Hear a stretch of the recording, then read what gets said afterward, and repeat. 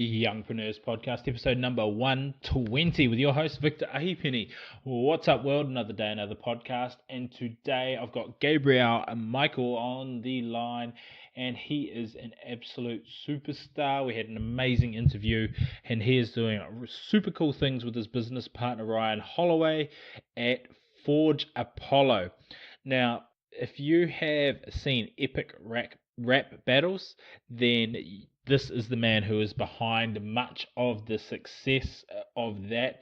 And what he does now, or what Forge Apollo does now, is helps people become amazing with creating videos, creating YouTube, multiple channels, and it also allows people to break out in the media space. We all know how valuable media is, and not only media, but also, I guess, video. So, audio is powerful, video is powerful, and we all need to be getting on this boat to get in front of our clients. You have a look at your Facebook feeds now.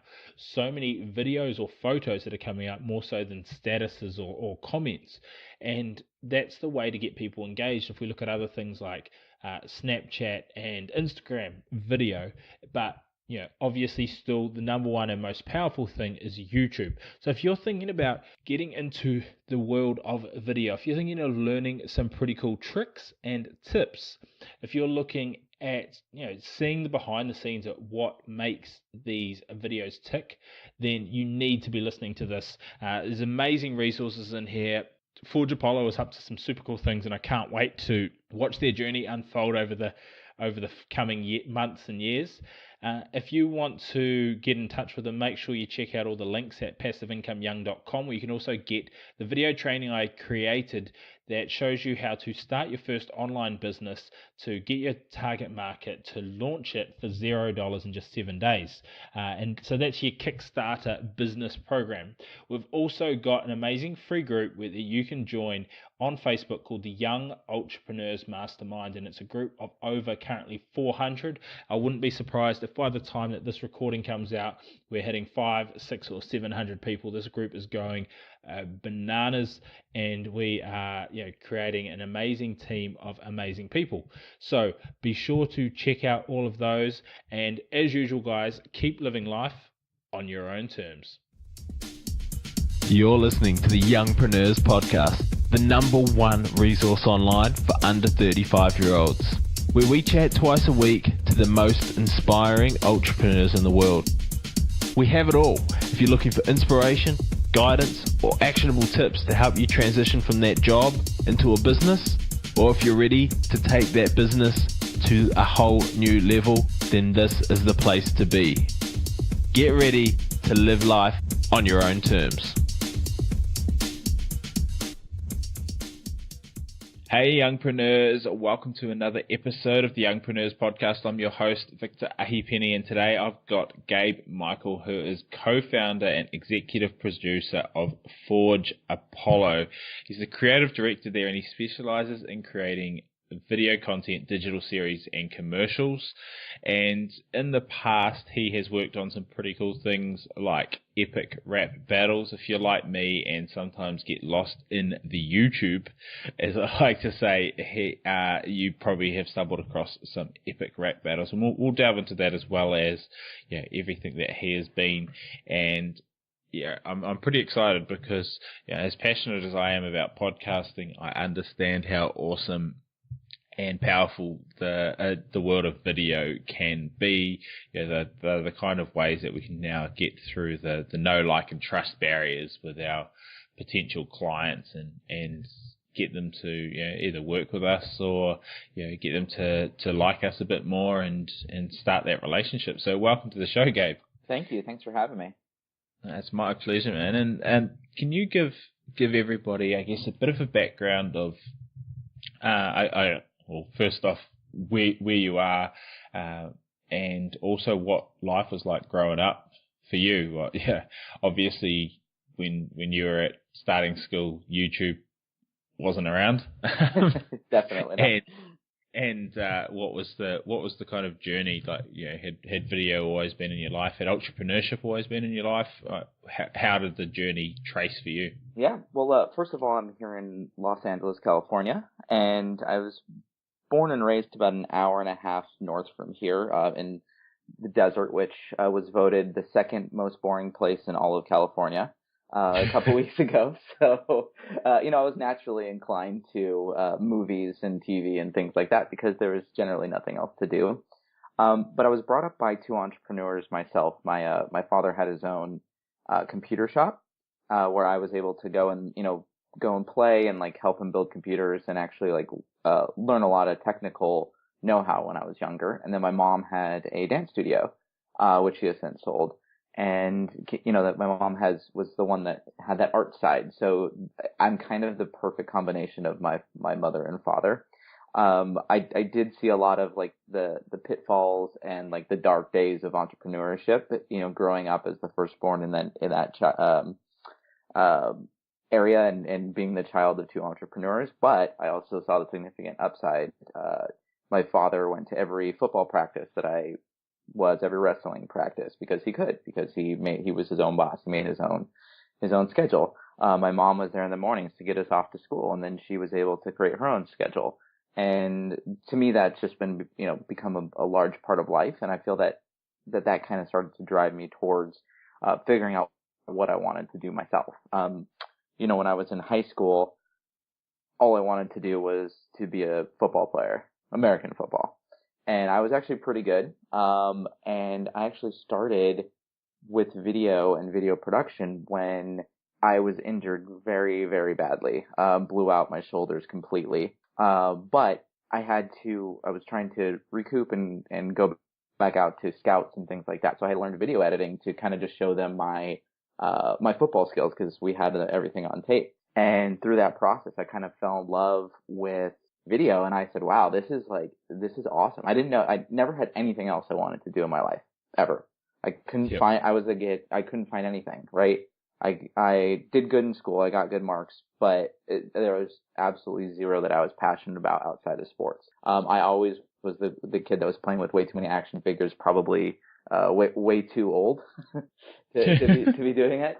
But yeah, so it all kind of came to fruition around that time when I was going to college. And I actually went to school at Cal State Long Beach, which is a couple hours away from where my parents are, and met a lot of great people there, really honed the filmmaking craft, and came out of school in 2007, 2008, right when the market crashed. And so I had absolutely zero job prospects, had all these great skills and things, and there was a writer's strike, there was an actor's strike, and the only thing that I could find work in was like video advertising and for these things on YouTube. And so I was able to produce a couple of the first YouTube like commercial advertisements way, way, way early on before a lot of people were. And I just, luckily my friend worked at an ad agency and kind of got me in there. But then the market got worse and worse here, and there was literally nothing I could do besides go work at a restaurant that was named after a certain movie. I don't know if you have them there, but it's called Bubba Gump's, named after. After we don't have them, but they're pretty well renowned. Yes. The shrimp after Forrest Gump. After Forrest Gump, that's right. So I could tell you everything there is to know about that movie. But it all kind of naturally fit for me. When I was there, it was a very humbling experience for me being a college graduate that had to go back and work harder than I've ever had to work just to make minimum wage, basically. And I really didn't know what to do because I knew what I wanted to do, but I just couldn't do it. Like it wasn't, you at the time YouTube was still in its infancy, and so every dime that I kind of saved up from this restaurant job that I had, I put it back into a web show that I was creating called The Big Time Show. I did it with my buddy Dave. And literally every dime that I could save that wasn't for me eating or for rent went back to that show. I had no idea what we were doing with it, but it was one of those things that like now I still have yet to make a dime back from that, but the learning experience of getting from there to where I am today has really it was probably it was the best thing that I ever did. But then when I ran out of money doing that, I decided I just can't work in another restaurant. So I I decided to sit and wait the recession out, like a lot of people did, and went back to grad school to learn business so I could, figure out a little more how to take my passion and like the creative side, but like really focus down on the business and the entrepreneurial side. So I found this great program at UCLA. It was a producer's program, so it was all about the business side of the film and television industries. So I got there and learned a lot of great mentors, but there was still nothing about this brand new space of online video. People considered it cat videos and things like that. And I threatened to quit at one point because they weren't going to let me do my thesis the way that I wanted to do. And it was a very small, prestigious group. There was like, I think 10 people in the entire class per year. And so one person dropping out looked really, really, really bad for them. So they essentially let me do my thesis the way I wanted to do it. And so long story short, I graduate UCLA, and I'm again out looking for work, and I've been entrepreneurial this entire time. My girlfriend at the time, who's now my wife, she worked for a company that needed video production services, so I was able to go and do some great like PSAs and other digital content for nonprofits and for brands that were like partnering with celebrities. Some pretty simple stuff, but it was really great to get that experience and to work with people that had that were of somewhat of a celebrity status at least.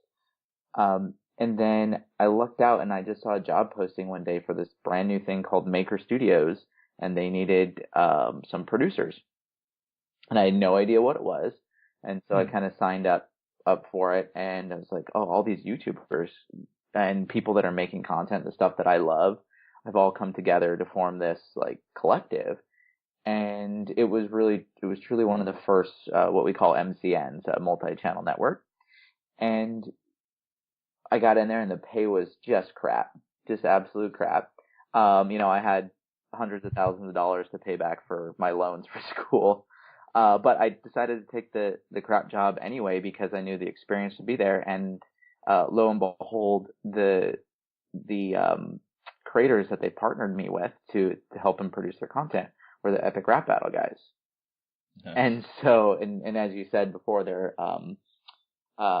just like some really truly special content creators, and I learned a lot from them, and really hope that I think I did a lot for them. We'll see what their point of view is, but I like to say that I did, and that was the first. An Epic Rap Battle, for those who don't know, look it up.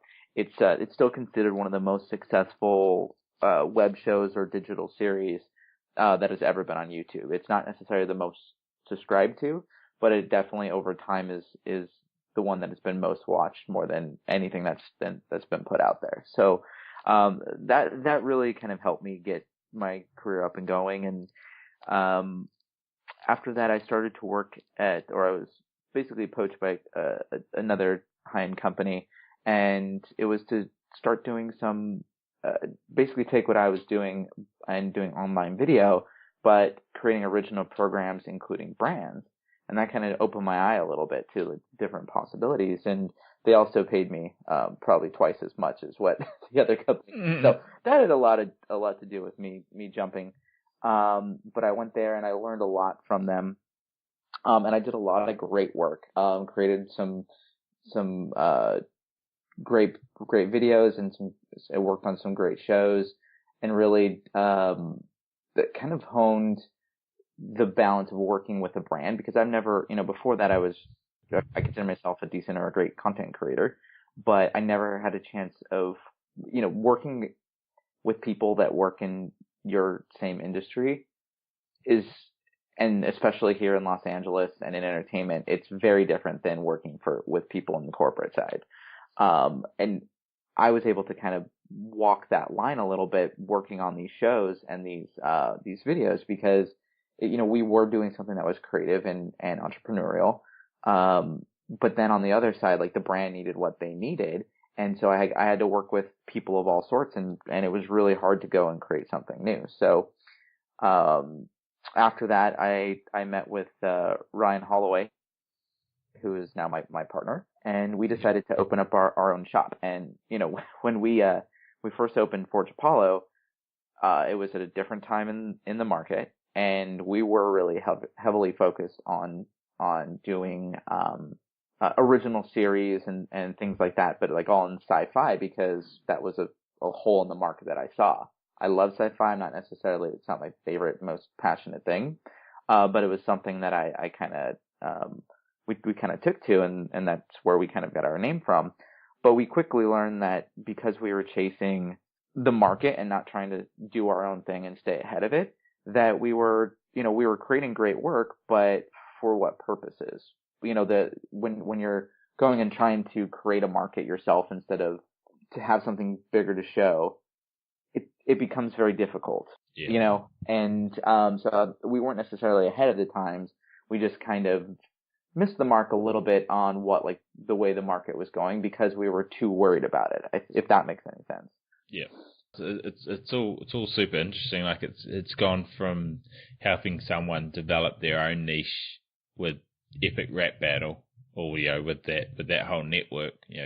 Here's what we want you to do. Can you help us produce it? To working with these non-for-profits and these corporates, and hey, we need you to convey our idea, to now working on your own thing, which is super cool. Can you give us a quick brief background on your business partner? Not necessarily his growing up and everything, but what kind of skills do you both bring to the table?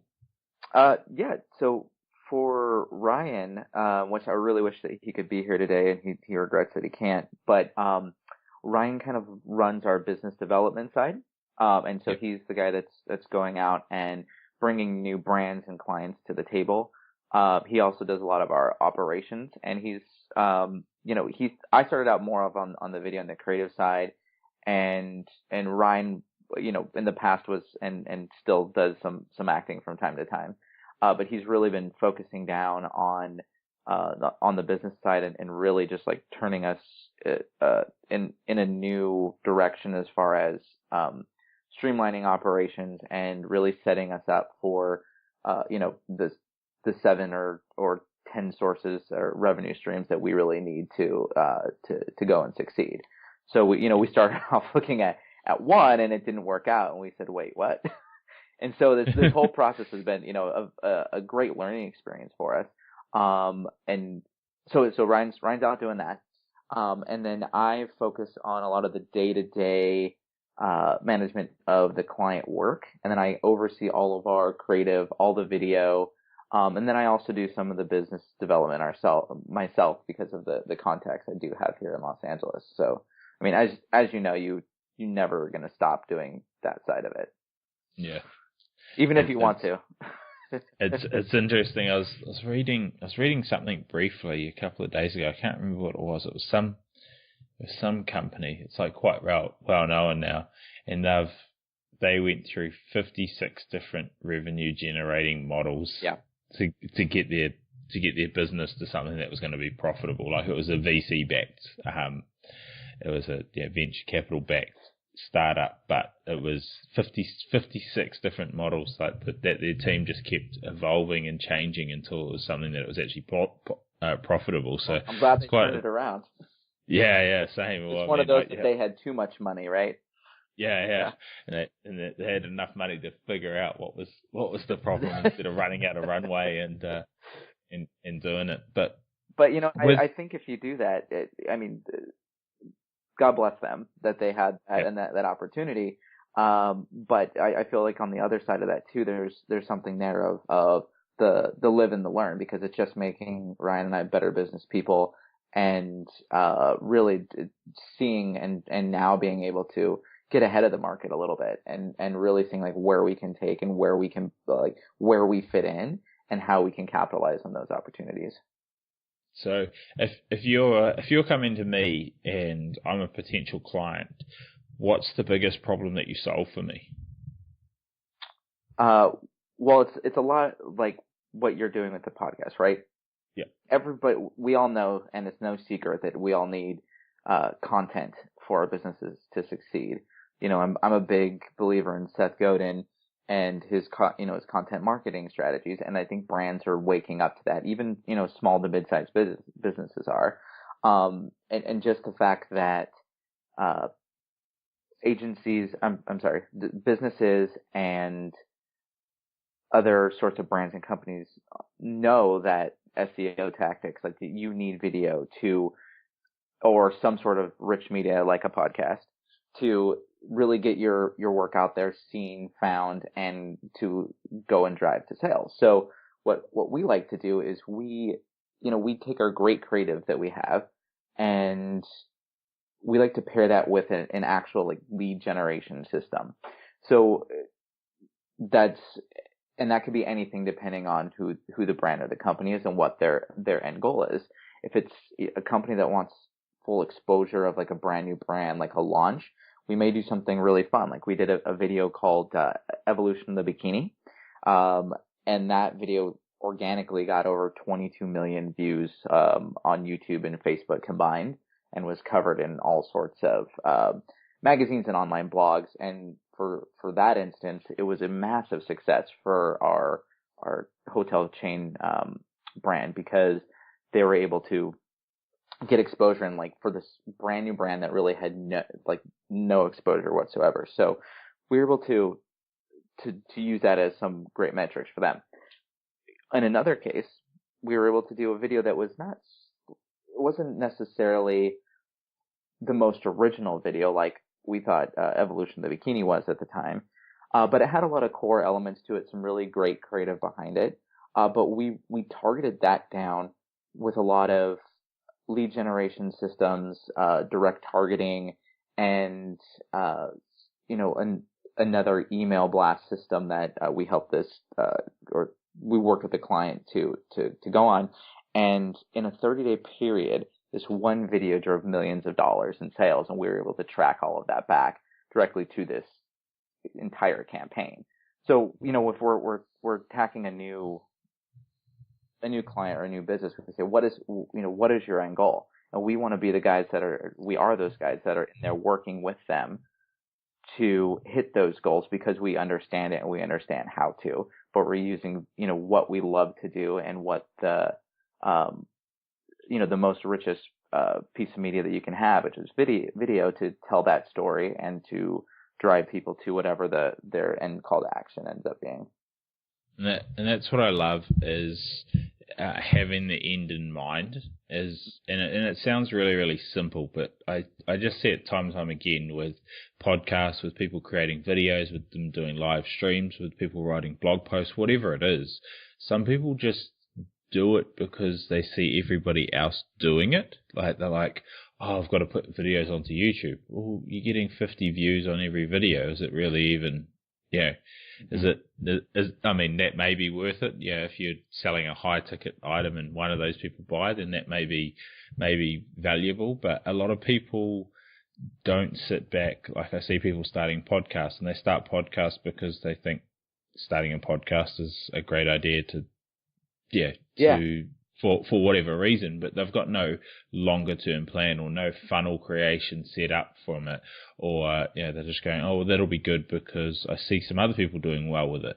Whereas sitting back and going, all right, we've got this amazing video, but what's the call to action? Where are we driving people to? What are we doing? Brand awareness. Are we doing all? And I mean, although it's like, when I'm saying it sounds really simple. It's just something that's so poorly done by so many people who just do something for the sake of doing something, which, it frustrates me, but it's just, unconsciously incompetent, really, at the bottom end of it. So it's pretty cool what you guys are doing, and congrats on those successes. They sound like you'd be toasting at the end of the week. Well, thank you. They keep us definitely busy. But to your point, like you're dead on. It is something that seems simple, and to us, it's not necessarily simple, because strategy is a good strategy seems simple, but is never really in the planning stages, right? Because you have to take a lot into consideration, and a lot of people get confused about what we do, and that's why we've kind of renamed ourselves as a video content agency because people, oh, you're a production company. Well, yes, we do. We are the people that produce and make great videos. But what, in the past, agencies went to production companies and hired them. We are like, we get it. We get the agency world and we get the production world and honestly, the being just in production is just an awful place to be with the way that the economy's going and honestly, like the technology, people can do a lot with very little. So it really comes down to the creative for us, because we can execute on all pretty much any level, from a quick YouTube style video or like a podcast or a vlog type video, all the way to a multi-million-dollar commercial. And we do that because we keep that end goal in mind, and that's what our clients love about us. Is it's just that, no, we're not necessarily driving every piece of this, but we understand it. And I think understanding your full client's needs, like that's the first question we ask them when we're courting a new brand or a new client.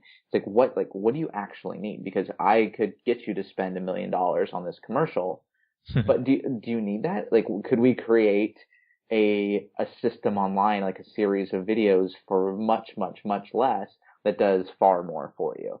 And because we're passionate about that and what we do, sometimes we shoot ourselves in the foot because we probably could have gotten the $1 million gig, but we're doing the right thing. And I think that kind of bleeds through to our clients or potential clients.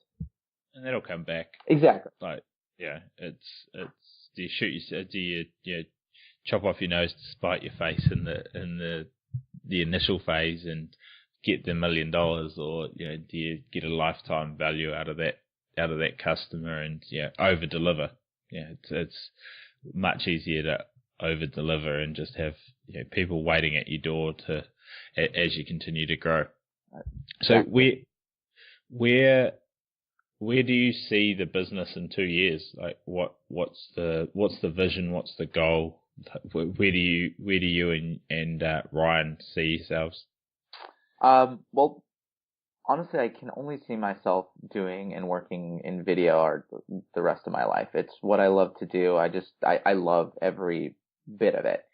But for Forge Apollo, our goal is for the next year, 2 years, is to really own the market as that video content creation agency, because everybody needs video now. And whether it means us coming into a business and helping them set up their own internal digital studio because of the cost of production are so much lower, we want to help people do that and be their guys that know how to create something from the ground up, and then be able to manage their types of content and really just give them our creative feedback, all the way to we're creating a lot of our own digital networks where we're owning the property, and we're planning on partnering with brands and other partners on content creation and ownership. So, for instance, let's say it's like a travel brand. We're going to put together a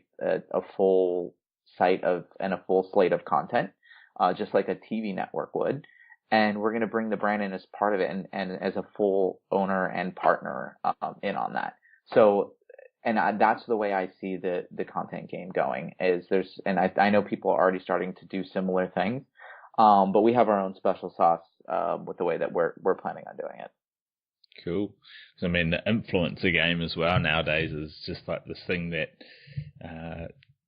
you probably, it wasn't around 5 years ago. Like, it was to a degree. You hire a celebrity, but like that's not an influencer. That's just a well-known person. Whereas, right. Like, I know, I've interviewed Fortify, and I don't know if you've ever seen any of his memes floating around, but he's built a since I interviewed him, his app, and they started an app company. I think it was a joint venture with someone else, and they had 6 apps that they were going to line up and get all these other influencers co-promoting. So like if you have a look on his page now, I follow it more for the marketing side of it than anything. So he'll get somebody who's a uni lad or a whatever, some influencer, and they'll create a funny video, and at the start of it or sometimes throughout it, they'll be playing his game. Yep.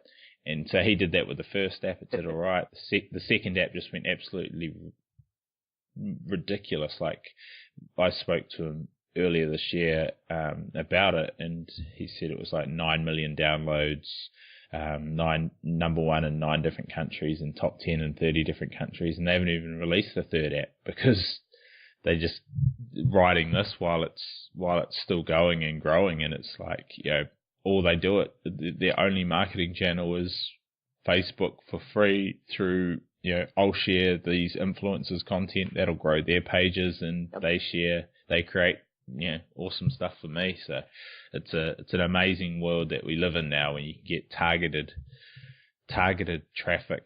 Absolutely.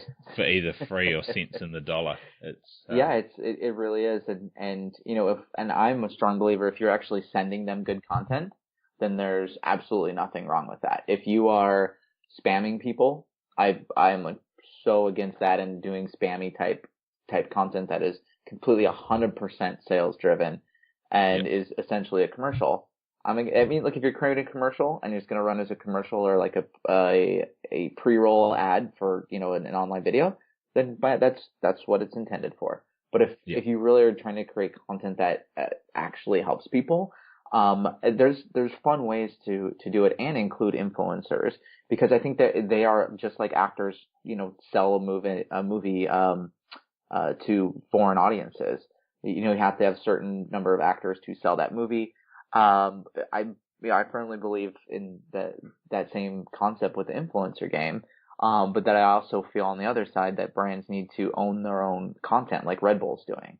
They're using, and Red Bull is just their own, they are the true, people say Coca-Cola and Pepsi are media companies that also sell beverages.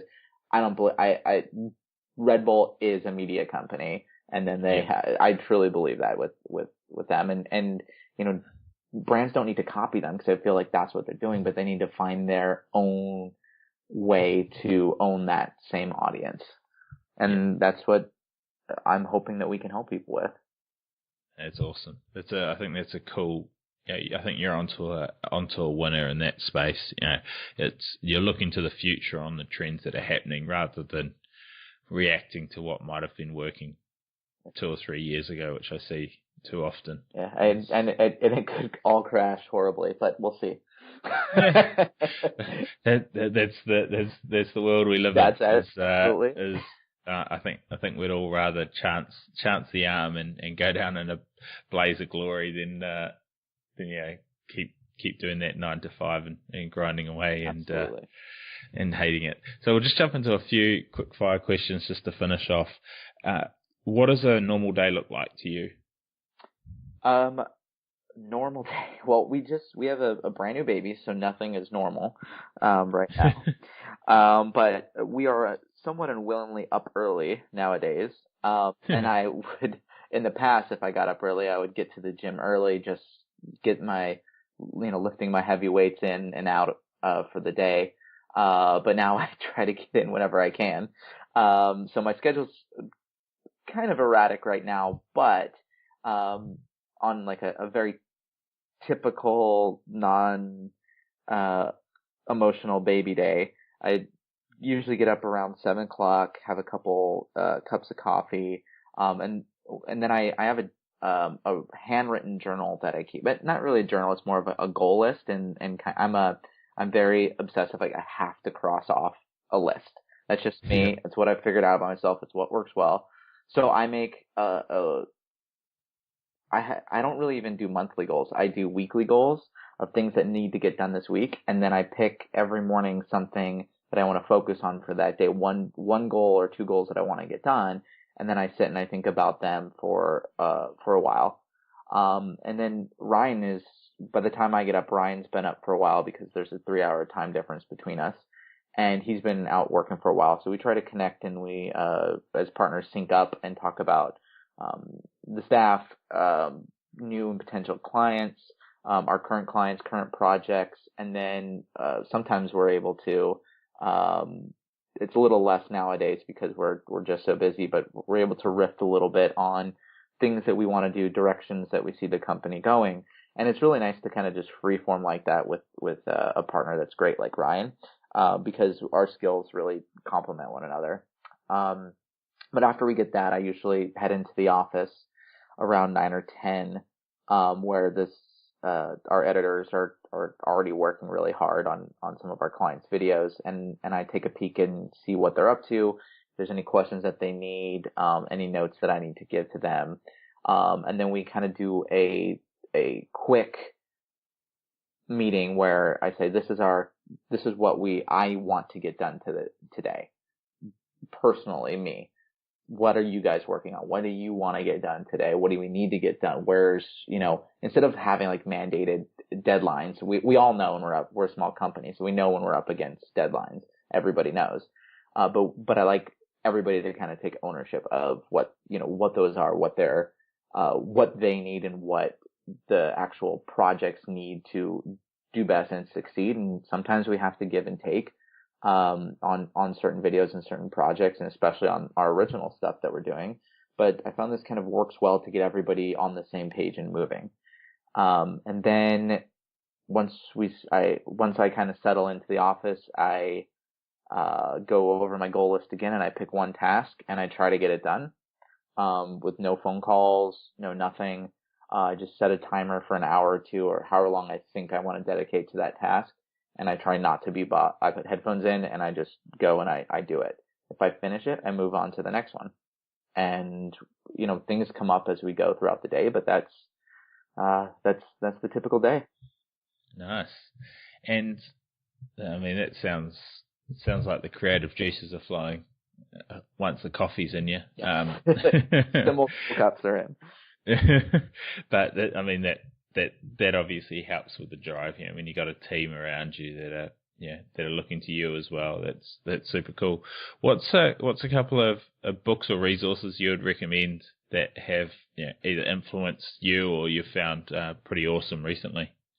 I've recently, I've been a big, and I think we talked about this earlier, Tim Ferriss fan, very early on, especially when I was really learning how to take this great thing that I knew how to do, which is create and produce great videos, but like, how do I turn that into a business? I realized I had zero experience. So, from Tim Ferriss, I learned automation, but I didn't really buy it. I still don't buy into the 4-hour work week, because if you're like, if I only spent 4 hours on and I know it's all meant to be, a clickbait type title. Yeah. But if I only spent, that limited amount of the very bare minimum amount of time on the work that we do, I wouldn't be happy, because I love what the work that we are doing. And so I kind of took a break on him, even though I still listen to every new podcast. But Gary Vaynerchuk, he is my spirit animal. I love everything about him. And if someone was just starting out or wanting to make that break, I would start listening to Gary V and his podcast before making that jump and making that leap to starting their own thing. Because as dirty and as grimy and as aesthetic as he is, he has some really great points about sometimes it's not the right time for people to jump and to do their own thing, because, and you said this earlier, Victor, it sounds great. It sounds romantic to go and to create your own business or to start your line or whatever it is. And essentially it is, but is that something that you really want to do? Is that what your passion absolutely is? And that's what I really like about Gary and what he puts out there. Yeah, I absolutely love him as well. I did an episode just reviewing his Ask Gary V book because I thought it was so systematic but awesome. And I think I said that I felt like I'd been cheating on Tim Ferriss. I'm a big fanboy on this show. I was like, I love Tim Ferriss. I know I love him as well, man. And you know what I really learned from him, and I'm trying to marry the two, is the automation. Like, can you use technology and tools and also have that drive? Like, how can you just because you're bootstrapping it doesn't mean that you can't be smart about it. And I'm trying to like find a happy medium between the two. Yeah, and I think where a lot of people who are kind of part-time Gary V's, they're not full-on stalkers like us. They misconceive the word hustle. Yes. Like he, and you listen to his book, or if you're a reader, you read his book, and he says like, I deliberately don't put my family on my Snapchats, on my videos. He said, I play full out Monday to Friday, or sometimes Tuesday to Saturday or whatever. Yep. But he said I play full out with my family in that other time. Yeah. And people as they grow their businesses, when you're in the startup phase, it's not easy to necessarily outsource everything. You do it as best you can, and that's where I think Tim Ferriss comes in. Right. But you look at Gary V's, and he says, he's hustling, as in he's working long hours and doing a ton. He's doing what his like zone of genius is, like what he is phenomenal at. Right. There's nothing in those days that he's sitting there going, oh, this is so crap. I'm sitting there trying to create a website and I'm not good at creating a website. Like he's working like 16 hours a day with meetings, with strategies, with team building, with doing these things that he loves, and that's what I think is his hustle. It's just the hours that you're awake, you're doing stuff that you love, and that a lot of people kind of I don't know. A lot of people throw that word around a lot too much. Yeah. Like, oh, I'm hustling. You're like, hey, you're not. like a 10-hour day is not hustling. Like, it's anyway. But that's a bit of a side note. Yeah, I know, and you're dead on there. You're dead on. So, final question to wrap up. This has been absolutely awesome, and it is you're on your deathbed in 120 years time. What does success look like for you? What does a successful life look like? What does a successful life look like? Well, it's tough because, like I said, success. It's hard to judge because what I want and what I want for our business changes as technology changes and as I grow better understanding in business and actually like how to bring value from what I have to another person or to another business. So if it was an everyday success, I think to me, I would just love to go and lift weights, lift something heavy, make a great video of some, either for clients or for ourselves, continue to work on some more exciting creative. And then if I could spend time with my wife and my little girl, maybe have a glass or 3 of Malbec, I consider that like a very successful day. I do look long term, and I kind of only look long term for what I want the business to be.